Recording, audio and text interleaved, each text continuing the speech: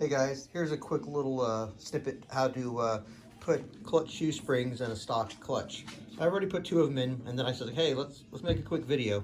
So what I've done is I take like a awl that you can get at like Lowe's, Home Depot, or Harbor Freight, I'm sure, but it's got a really strong, rigid tip, and it's very pointy at the end. It has a nice angle here. So what I do is I put the spring in this part of the shoe, and I want to go ahead and put it in here. So it's important. So what I do is I take it, I put this in from the outside, not from the inside, not from this way, but in my right hand through the outside like this. And you go like that. You preload the spring onto the awl, put the tip of the awl into the hole, and then you can go like this. Of course, when the video is going, it's going to not want to work as nice as it normally does, right? So you go like that, and it slides in, and boom, it's right in there. So what happens is the spring will start preloaded right here.